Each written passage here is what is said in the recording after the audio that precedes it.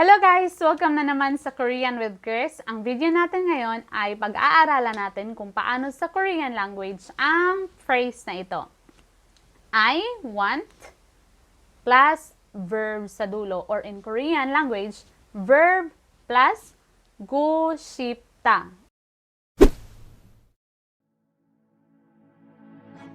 Alright, but before tayo pumunta doon, I will be sharing muna 10 common Korean verbs na gagamitin natin as example mamaya sa ating grammar point na verb plus go 싶다. Or, I want to verb. First one is 배우다. 배우다 means to learn. 배워요. 배워요. 지금 한국어를 배우고 있어요. I am learning now. I am learning Korean language. 지금은 한국어를 배우고 있어요. Now, I am learning Korean language, or nag-aaral ako ngayon ng Korean language.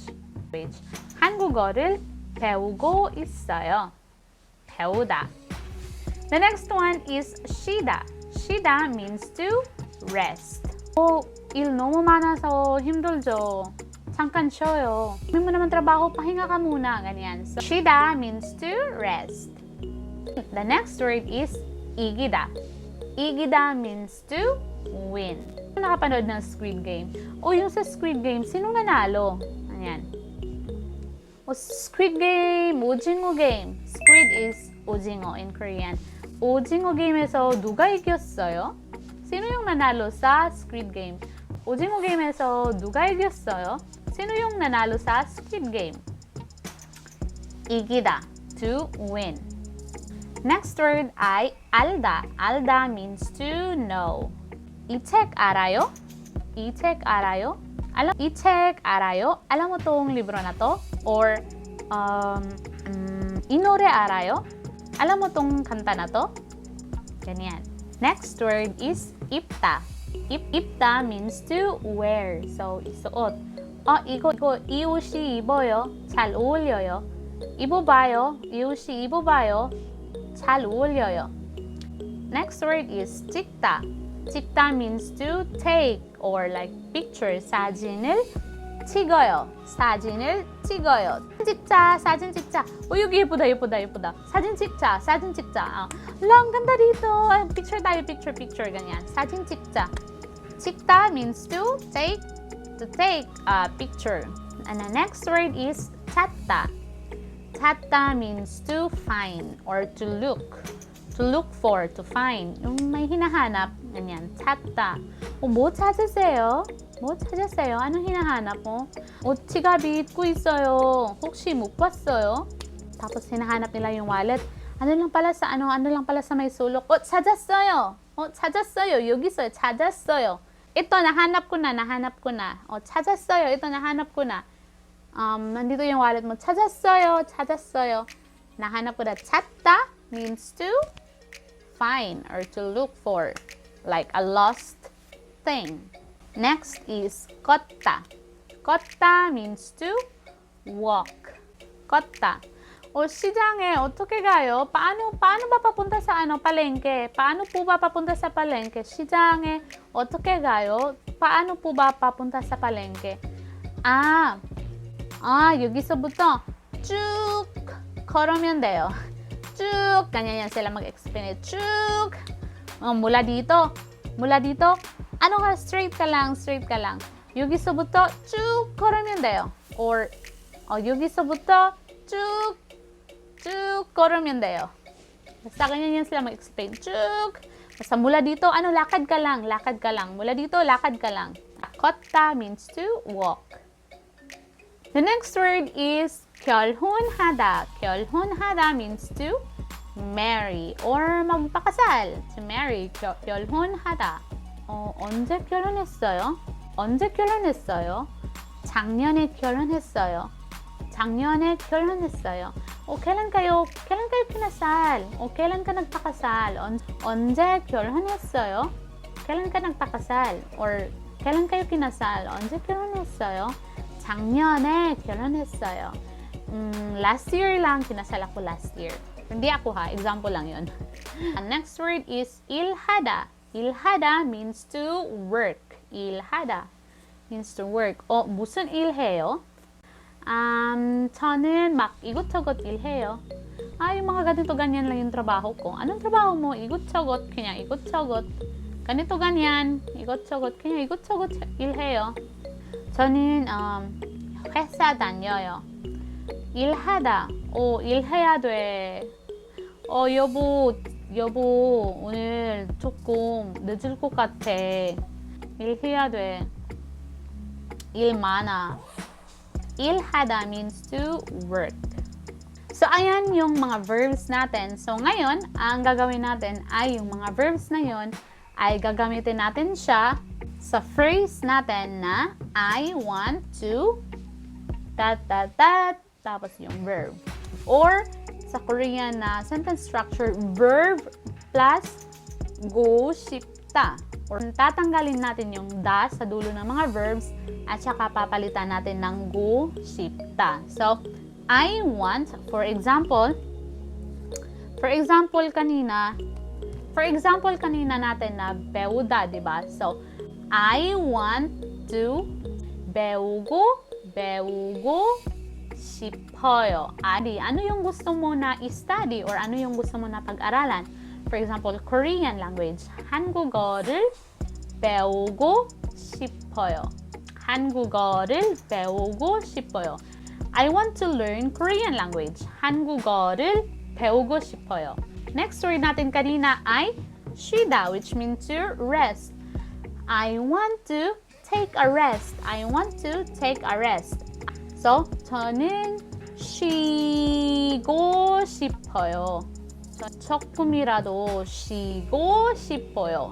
조금이라도 쉬다, diba? Tanggalin natin yung da, tapos papalitan natin ng go 싶어요. So, I want to take a rest. Gusto kong magpahinga kasi ang daming trabaho ngayong araw.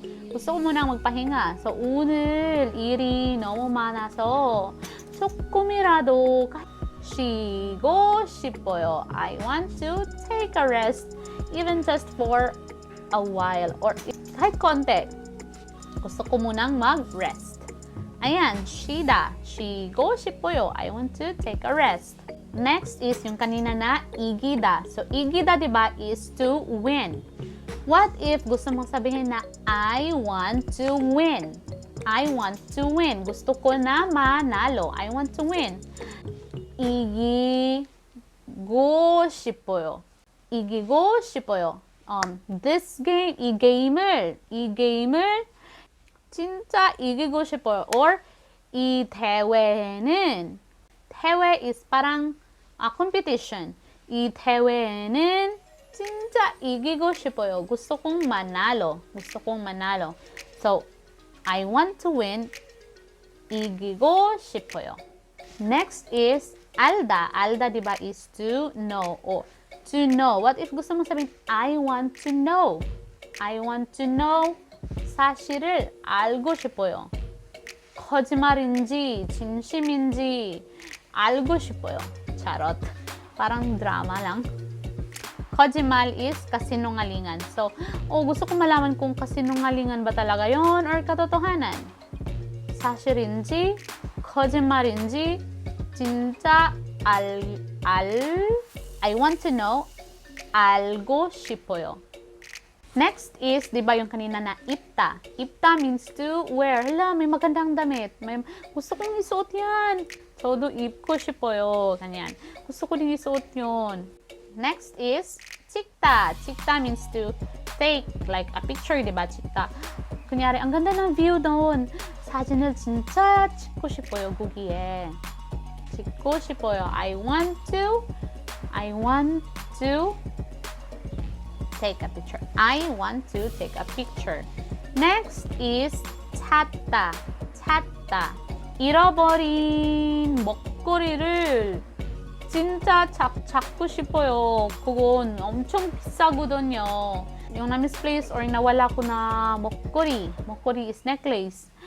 Gusto ko talaga makita yun kasi ang mahal nun. 비싸다. 비싸다 is mahal. 제가 잃어버린 먹거리를 진짜 잡고 싶어요. 그건 엄청 비싸거든요. 그냥 잃어버린 먹거리를 진짜 잡고 싶어요. Next one is 걷다, diba? 걷다 means to walk. So, 차 타고 싶어요? 아니면 그냥 걷고 싶어요? Gusto mong sumakay sa sasakyan or maglalakad ka lang? Kasi diba baka malapit lang din naman. Pwede lang ring lakarin or 차 타고 싶어요.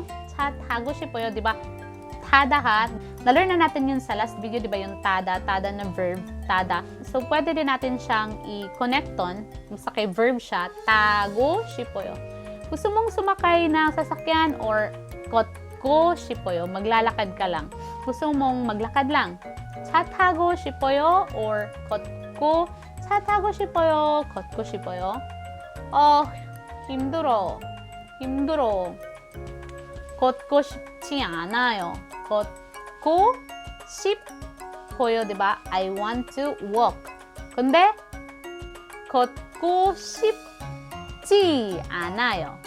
지 않아요. Kapag mayroong 지 않아요, I don't want to walk. I don't want to walk. Ayoko maglakad. 그냥 차 타고 싶어요. 차 타고 싶어요. or 차로 타고 싶어요. 차로 가고 싶어요. 차로 가고 싶어요. 가다 diba is to go. So 가고 싶어요. I want to go there by riding a car. 어디 가고 싶어요? hindi natin na learn ngayon to yung kada, tada. Basta sa last na video, diba, na-share ko na sa inyo yung kada is to go. So, 어디 가고 싶어요? 어디에 가고 싶어요? saan mo gustong pumunta? 저는 한국에 가고 싶어요. I want to go to Korea. So, ayan siya. Verb plus hago 싶어요 is gusto kong or I want to. Tapos yung verb, I want to eat. Diba? 먹다. From the last video, diba, na pag-aralan natin yung 먹다. I want to eat. 먹고 싶어요. I want to eat bread. 빵을 먹고 싶어요. I want to go to a travel or I want to travel. 여행을 가고 싶어요. So, ayan yung video natin today and hope may natutunan ka na naman sa video natin ngayon. That's it. If you like this video, please click thumbs up, click the subscribe button, at pakiclick na din ang notification bell to keep you updated always. Thank you so much for watching and see you in my next video. Bye! Annyeong!